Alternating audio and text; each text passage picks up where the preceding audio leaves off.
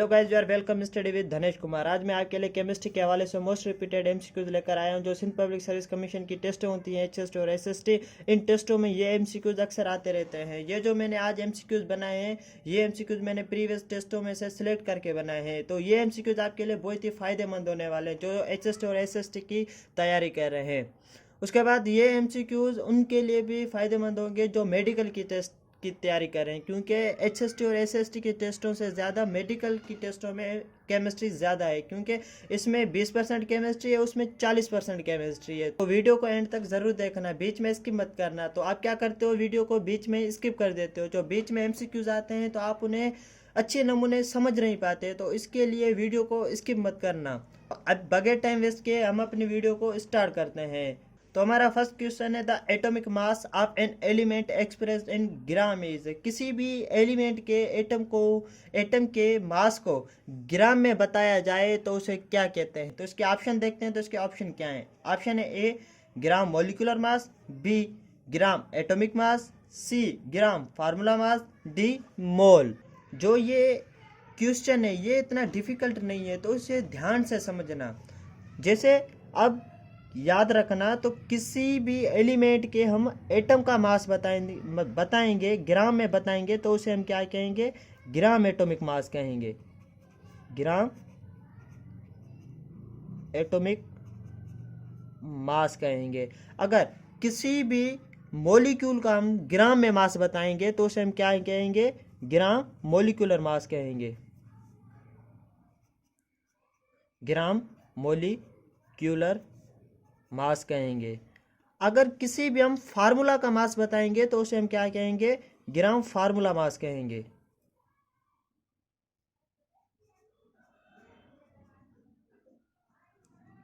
ग्राम formula मास कहेंगे। तो यानी हमें करना क्या है, कोई भी क्वेश्चन अगर हमसे पूछता है भाई एटम का मास बताओ, तो ग्राम में बताएंगे तो उसे हम क्या कहेंगे, ग्राम एटॉमिक मास कहेंगे। यानी हमें क्या देखना है, उसकी नोयत को देखेंगे तो वो हम किस टाइप का क्वेश्चन पूछ रहे हैं। वो हमें देखना क्या है, उसके पहले वर्ड को देखना है। अगर वो एटॉमिक कहता है तो आप याद करना, तो ये क्या पूछ रहा है, एटॉमिक मास पूछ रहा है। अगर वो मॉलिक्यूल कह रहा है तो हमें क्या करना है, सिर्फ ग्राम मॉलिक्यूलर मास बताना है। सिर्फ हमें क्या देखना है, उसका जो फर्स्ट वर्ड है उसको हमें देखना है। अब जो इसके ऑप्शन है, तो इसका हम राइट ऑप्शन क्या है, इसका जो राइट ऑप्शन है वो है बी, ग्राम एटॉमिक मास। किसी भी एलिमेंट का हम एटम का मास ग्राम में बताएंगे तो उसे हम क्या कहेंगे, ग्राम एटॉमिक मास कहेंगे। अभी किसी भी मॉलिक्यूल का मास बताएंगे तो हम उसे क्या कहेंगे, ग्राम मॉलिक्यूलर मास कहेंगे। अगर किसी भी हम फार्मूला का मास बताएंगे तो उसे हम क्या कहेंगे, ग्राम फार्मूला मास कहेंगे। और मोल को तो हम वैसे ही ग्राम में जाहिर करते हैं। तो यानी आप क्या कह सकते हो, ग्राम जो मोल का एक क्या है, यूनिट है। उसके बाद हम बढ़ते हैं हमारे नेक्स्ट क्वेश्चन पे। नेक्स्ट क्वेश्चन से बढ़ने से पहले अगर आप हमारे चैनल पे नए हो तो चैनल को सब्सक्राइब करो, ज़्यादा से ज़्यादा लाइक करो। तो हमारा नेक्स्ट क्वेश्चन है, which of the following can be separate by physical means. इनमें से वो कौन सा है जिसको फिजिकल तरीके से सेपरेट किया जा सकता है। तो एग्जांपल देखते हैं, A mixture, B element, C compound, D substance. इनमें चारों ऑप्शंस में से जो हमारा राइट ऑप्शन है वो है ए मिक्सर। तो मिक्सर को हम फिजिकल तरीके से सेपरेट कर सकते हैं, बकाया एलिमेंट और सब्सटेंस और कंपाउंड को हम सेपरेट नहीं कर सकते। तो मिक्सर को हम कैसे सेपरेट कर सकते हैं, इसके भी बहुत सारे मेथड है।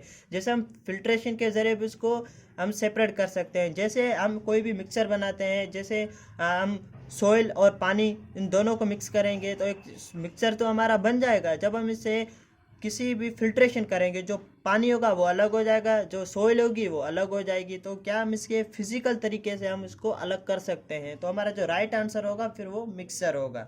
उसके बाद हम आगे बढ़ते हैं, which of the following is a homo atomic molecule. इनमें से होमो एटॉमिक मॉलिक्यूल कौन सा है। तो या जो होमो कहा जाता है सेम को, यानी एक जैसे। अब इसके ऑप्शन देखते हैं, ए NH3, बी CO2, सी H2O, डी H2। जो अब हमारा राइट आंसर है वो है डी, यानी H2, क्योंकि इसमें जो दोनों एलिमेंट है वो सेम है, यानी इसमें H2 है, यानी इसमें दो हाइड्रोजन है। तो एक एलिमेंट और दूसरा एलिमेंट दोनों हाइड्रोजन क्या है, सेम है। और ये देखो इसमें क्या है, एक नाइट्रोजन और हाइड्रोजन 3। अब हाइड्रोजन तो सेम है बट जो नाइट्रोजन है वो डिफरेंट है। इसमें H2O यानी वाटर, इसमें भी हाइड्रोजन तो 2 है बट जो ऑक्सीजन है वो डिफरेंट है। मना कहने का मकसद ये है, कोई भी मॉलिक्यूल जिसमें दो एक जैसे एलिमेंट होंगे तो उसे क्या कहेंगे, हम होमो एटॉमिक मॉलिक्यूल कहेंगे। उसके बाद हम आगे बढ़ते हैं। A piece of matter in pure form is termed as. किसी भी मैटर का पीस अगर हमें प्योर फॉर्म में मिले तो उसे हम क्या कहते हैं। ऑप्शन देखते हैं। A element, B substance, C atom, D molecule. जो हमारा राइट आंसर है वो है बी सब्सटेंस। अगर किसी भी मैटर का पीस हमें प्योर फॉर्म में मिलेगा तो उसे हम क्या कहेंगे, सब्सटेंस कहेंगे। यानी जैसे साल्ट, अब साल्ट क्या है, एक सब्सटेंस है। उसके बाद डायमंड, डायमंड क्या है, एक सब्सटेंस है। ये दोनों क्या है, सब्सटेंस है। ये हमें सॉलिड फॉर्म में मिलते हैं और प्योर फॉर्म में मिलते हैं, तो इसकी वजह से हम उसे क्या कहेंगे, सब्सटेंस कहेंगे। तो अब हम बढ़ते हैं हमारे नेक्स्ट क्वेश्चन। उसके बाद हमारा नेक्स्ट क्वेश्चन है, electron configuration is a distribution of. जो इलेक्ट्रॉन कन्फिगरेशन होती है वो किसके बुनियाद पे होती है, वो कैसे होती है। अब इसके ऑप्शन देखते हैं। ए प्रोटॉन, बी न्यूट्रॉन्स, सी इलेक्ट्रॉन, डी नन। जो इसमें राइट आंसर है वो है सी इलेक्ट्रॉन, क्योंकि जो वर्ड है इलेक्ट्रॉन कन्फिगरेशन, आप वर्ड को ही देखो तो किससे शुरू हो रहा है, इलेक्ट्रॉन से शुरू हो रहा है। यानी आप समझ जाओ, कहीं पर भी कन्फिगरेशन वर्ड आ जाए तो यानी समझ जाना, तो इधर क्या होगा, इलेक्ट्रॉन की कन्फिगरेशन होगी। हम उसे कैसे तरतीब देंगे, इलेक्ट्रॉन के जरिए तरतीब देंगे। तो इसका राइट आंसर होगा सी इलेक्ट्रॉन। उसके बाद हम आगे बढ़ते हैं। Name of material of screen which is used in Rutherford atomic model. उस मटेरियल का नाम बताओ जो रदरफोर्ड ने अपने एटॉमिक मॉडल के लिए इस्तेमाल किया था। तो ऑप्शन देखते हैं। ऑप्शन है A aluminium foil, B zinc sulphide, C sodium sulphide, D aluminium sulphide. जो अब हमारा राइट ऑप्शन है वो है बी जिंक सल्फाइड। जो रदरफोर्ड ने मटेरियल उठाया था वो जिंक सल्फाइड उठाया था अपने एटॉमिक मॉडल के लिए। उसके बाद हम आगे बढ़ते हैं। If proton number is 19 electron configuration will be. तो आपको याद रखना है, तो किसी भी एटम के अगर 19 प्रोटॉन है तो याद करना, तो उसके जो इलेक्ट्रॉन होंगे वो भी कितने होंगे, 19 होंगे। तो उसकी इलेक्ट्रॉन कन्फिगरेशन होगी वो किसके हिसाब से होगी, शेलों के हिसाब से होगी। जैसे हमें पता है, तो हम पहले शेल में कितने इलेक्ट्रॉन रखते हैं, 2 इलेक्ट्रॉन रखते हैं। तो अब हमें इधर कितने प्रोटॉन मिले हुए हैं, 19। तो यानी हमारे इलेक्ट्रॉन भी कितने हैं, 19। जब हम इलेक्ट्रॉन कन्फिगरेशन करते हैं तो किसके हिसाब से करते हैं, हम इलेक्ट्रॉन के हिसाब से करते हैं। ये एमसीक्यूज हम ऊपर भी हल कर रहे हैं। इलेक्ट्रॉन, तो इलेक्ट्रॉन की कन्फिगरेशन हम किस में करते हैं, इलेक्ट्रॉन में करते हैं। तो अब हमें प्रोटॉन मिले हुए हैं, तो यानी जो हमारे इलेक्ट्रॉन है वो भी कितने हैं, 19 है। तो अब क्या करेंगे, हम पहले शेल में 2, दूसरे में हम कितने रखते हैं, 8 रखते हैं, तीसरे में हम कितने रखते हैं, 8 रखते हैं। अब इसका बाकी कितना बचा, 1 इलेक्ट्रॉन बचा। तो उसके बाद जो लास्ट शेल होगा उसमें कितने इलेक्ट्रॉन रखेंगे, हम 1 इलेक्ट्रॉन रखेंगे। अब देखते हैं, ये 19 इलेक्ट्रॉन पूरे हो गए। अब 2 और 8 कितने हुए, 10, 10 और 8 कितने हुए, 18, और 1 कितने हुए, 19। अब ये क्या होगी, इलेक्ट्रॉन कन्फिगरेशन।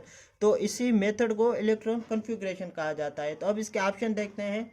ए 2, 8, 9, बी 2, 8, 8, 1, सी 2, 8, 1, डी 2, 8, 3। जो इसमें राइट आंसर है वो है हमारा बी, क्योंकि इधर 19 जो इलेक्ट्रॉन है यानी प्रोटॉन वो क्या है, कंप्लीट है। तो इलेक्ट्रॉन कन्फिगरेशन प्रोटॉन अगर 18 होगी तो उसकी इलेक्ट्रॉन कन्फिगरेशन ऐसे होगी, 2, 8, 8, 1।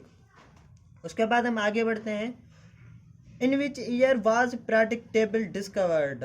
तो ये एमसीक्यूज आप याद रखना है, क्योंकि ये एमसीक्यूज मोस्ट रिपीटेड है, ये अक्सर आता रहता है, ये ज़्यादा टेस्टों में आता है। ये मेडिकल की टेस्टों में भी आता है और ये एचएसटी और एसएसटी की टेस्टों में भी आता है। तो इसके ऑप्शन देखते हैं। A 1869, option B 1870, option C 1889, D 1880। तो हम इसमें हमारा जो राइट आंसर है वो है ए। जो पीरियोडिक टेबल दरियाफ्त हुई थी वो 1869 को हुई थी। जो क्वेश्चन है ये आपको जहन में रखना है, क्योंकि ये मोस्ट रिपीटेड एमसीक्यूज है। उसके बाद हम आगे बढ़ते हैं। The periodic table divide into S P D and F block based on. जो पीरियोडिक टेबल है S P D F block के बुनियाद पे बनी है, तो वो किसके बुनियाद पे बनी है? तो ऑप्शन देखते हैं। A atomic radius, B electronic configuration, C ionisation energy, D electron affinity. इसमें जो राइट आंसर है वो है हमारा बी इलेक्ट्रॉनिक कॉन्फ़िगरेशन। जो S P D F block के जो कॉन्फ़िगरेशन, उनको जो पीरियोडिक टेबल में डिवाइड किया गया है वो इलेक्ट्रॉन के तरतीब की वजह से किया गया है। जैसे इलेक्ट्रॉन की तरतीब हम देते जाएंगे तो क्या एस पी डी एफ और उनके जो ब्लॉक बनेंगे। तो आगे बढ़ते हैं। तो हमारा नेक्स्ट क्वेश्चन है, fourth and fifth period in periodic table are known. तो और पांचवें पीरियड को पीरियोडिक टेबल में क्या कहा जाता है? तो अब ऑप्शन देखते हैं। ऑप्शन है A long period, B normal period, C short period, D very long period है। तो हमारा इसमें जो राइट आंसर है वो है ए लॉन्ग पीरियड है, क्योंकि पीरियोडिक टेबल में जो फोर्थ और फिफ्थ पीरियड को लॉन्ग पीरियड कहा जाता है। और जैसे हमें पता है पीरियड कितने हैं, 7 पीरियड है। जो फर्स्ट पीरियड होता है उसे हम क्या कहते हैं, शॉर्टेस्ट पीरियड कहते हैं। और सेकंड और थर्ड को हम कहते हैं ये है शॉर्ट पीरियड। और फोर्थ और फिफ्थ को हम कहते हैं ये लॉन्ग पीरियड है। बाकी जो हमारे दो बचते हैं, 6 और 7, इनको हम क्या कहते हैं, ये है वेरी लॉन्ग पीरियड। तो आगे बढ़ते हैं हमारे नेक्स्ट क्वेश्चन पे। तो हमारे नेक्स्ट क्वेश्चन है, study about all elements except hydrocarbons are known as. के हाइड्रोकार्बन को छोड़कर बकाया सारे एलिमेंट की स्टडी को क्या कहा जाता है, कौन सी ब्रांच कहा जाता है? तो ऑप्शन देखते हैं। A quantum chemistry, B inorganic chemistry, C nuclear chemistry, B biochemistry. जो क्वेश्चन है, इस क्वेश्चन का मैंने कल की प्रीवियस जो वीडियो थी उसमें मैंने बताया था। तो जो ऑल एलिमेंट्स के हम बारे में पढ़ते हैं तो उसे केमिस्ट्री की कौन सी ब्रांच कहते हैं। अगर किसी ने भी मेरी प्रीवियस वीडियो देखी होगी तो वो मुझे इसका आंसर खुद बताएगा। अगर किसी ने नहीं देखी है तो उसे डिस्क्रिप्शन पे लिंक मिल जाएगी और वो हमारे चैनल पे जाकर इस वीडियो को देखकर तो वो हमें इसका आंसर बताएगा। और ये जो आज का क्वेश्चन है ये मैं आज कम्युनिटी पे छोड़ूंगा, और जिस भी भाई को नहीं पता तो वो आकर मुझे कम्युनिटी पे इसका सही आंसर बताएगा। तो ये थे आज के हमारे MCQs। तो इंशाल्लाह ऐसे इन्फॉर्मेटिव MCQs मैं आपके लिए लाता रहूँगा। तब तक अल्लाह हाफिज़।